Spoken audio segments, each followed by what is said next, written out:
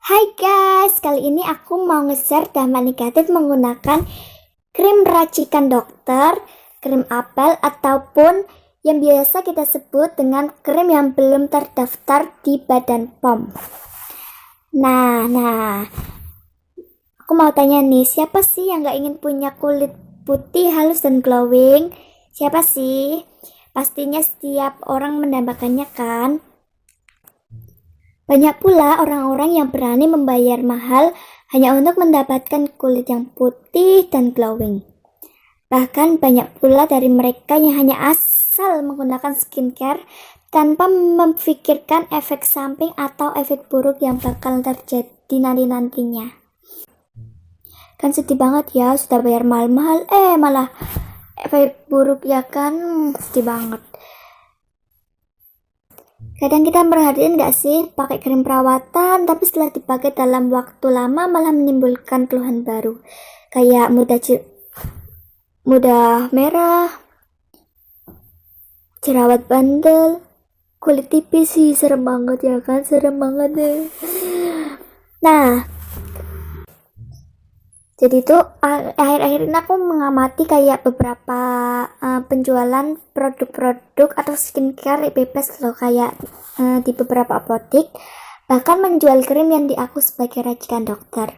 Padahal kan di situ tidak ada dokter atau dokter kulit yang praktek, para medis atau bidan dan perawat. Kan aneh gitu ya. Nah, ada juga yang jualan krim perawatan diaku sebagai racikan dokter. Entah dokter yang mana, hanya Tuhanlah yang tahu.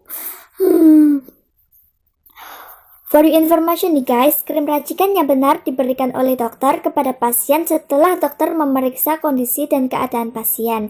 Jadi diberikan sesuai dengan keluhan yang ada pada pasien. Nah, jadi kalau kamu membeli krim racikan tapi tanpa konsultasi dengan dokternya langsung, ikhlaskanlah bila di kemudian hari terjadi hal-hal buruk pada kulitmu. Kan sedih. Nah, bahan aktif apa sih yang bisa menyebabkan sampai kulit kita tuh jadi berbahaya kayak gitu? Nah, nih ada satu bahan aktif yang seringkali dicampur dalam krim-krim perawatan. Itulah guys, umumnya dicampur pada krim yang berjudul kayak pemutih, pencerah, lightening, whitening, yaitu apa sih ayo apa yaitu tuh steroid. For your information ya guys, ada juga yang menambah steroid itu dalam krim jerawat. Sembuh sih enggak jerawatnya, tapi muka putih doang sih, kan sedih. Nah, apa saja sih efek samping penggunaan steroid jika dipakai dalam jangka panjang? Nah, ada 3 gejala yang mudah diamati, terlihat dengan mudah oleh mata tanpa menggunakan peralatan canggih ataupun yang mahal-mahal gitu ya guys. Yaitu pertama, 1. Wajah mudah merah jika terkena matahari, bahkan hanya dengan paparan yang sangat sedikit ataupun minimal.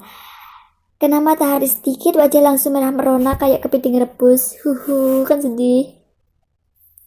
Nah, yang kedua, muncul garis-garis urat biru keunguan atau merah di wajah.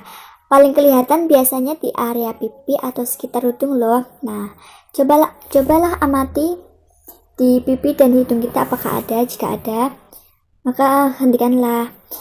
Nah, urat-urat itu tuh biasanya itu tuh pelebaran pembuluh darah kecil dari kulit akibat pemakaian krim yang mengandung steroid loh guys.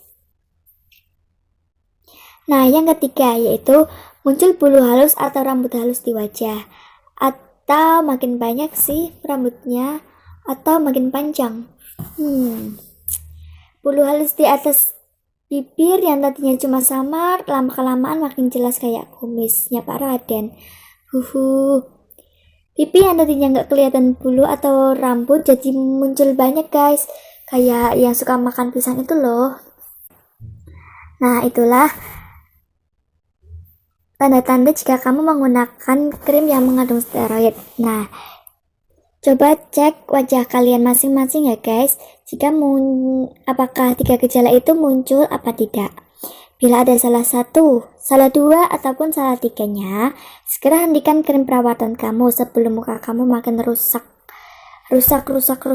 parah, kan sedih ya guys. Nah, hanya himbauan aja ya guys, hati-hati ya guys, sangat hati-hati. Nah, biasanya krim bersteroid itu ada di mana-mana, bahkan dokter dan klinik yang berizin pun kadang menggunakannya. Ya bukannya gimana-gimana, tapi kadang itu kayak memasukkan yang kecurangan gitu ya guys. Ya kayak gitulah. Nah, tapi sebenarnya steroid itu gunanya untuk apa sih? Kenapa ada steroid kalau nggak ada kegunaannya? Nah, jadi itu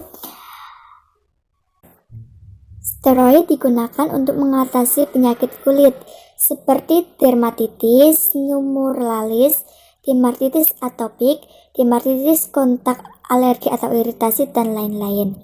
Dan ada batas maksimal pemakaiannya. Maksimal steroid topika atau oles dipakai 2 minggu.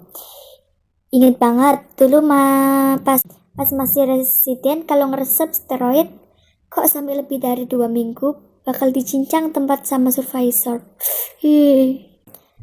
Jadi jangan mudah tergiur lah ya sama krim-krim apel atau krim-krim yang mengandung steroid atau krim-krim lainnya. Nah, biasanya kan orang seneng ya kalau kulitnya putih ya, kayak biasanya ngomong gini, wow baru 2 minggu kulit putih jerawat udah kempes, flek hilang. Wow, lanjut aja nih krim. Akhirnya diberilah selalu rutin tanpa henti. Lalu setelah beberapa bulan, beberapa tahun, baru kerasa deh kulit putih sih, tapi tipis dan merah jika kena matahari. Lalu baru nyetop lah si krim. Apa yang terjadi? Jerawat semua muncul, terus tak kunjung henti-henti. Kadang jerawat gede-gede, segede biji kelereng. Merah, kadang itu jerawatnya merah meradang atau ada jerawat sekitar hidung dan mulut. Kan sering. Kalau sudah gitu kan baru datanglah berobat ke jalan yang benar. Dan yang pusing siapa coy? Yang pusing itu siapa? Yang pusing ya kita sendiri yang ngeyel pakai krim-krim abal gitu. Oh ya, kadang kan kalau urat-urat itu memang sudah ada karena genetik loh guys, tidak hanya pada skincare. Nah, kalau urat dari kecil sudah ada urat-urat cacing seperti itu kan biasanya memang ada. Jadi pas kayak keturunan genetik itu, kan genetik ada kondisi tertentu yang memang bawaan tipe kulitnya ada pelebaran pembuluh darah kulit. Jadi nggak gimana ya guys, kalau memang itu tuh memang ada. Tapi kan yang paling bahaya itu jika pembuluh darah yang muncul itu akibat dari penggunaan krim yang mengandung steroid. Tapi kalau memang sudah genetik ya nggak apa-apa. Itu kan memang sudah dari lahir ya, mau gimanain juga ya gitu. Ya gitu-gitu. Hehe. Oke lah, sekian vlog share tentang produk yang mengandung steroid. Jangan lupa like, comment, dan subscribe ya guys.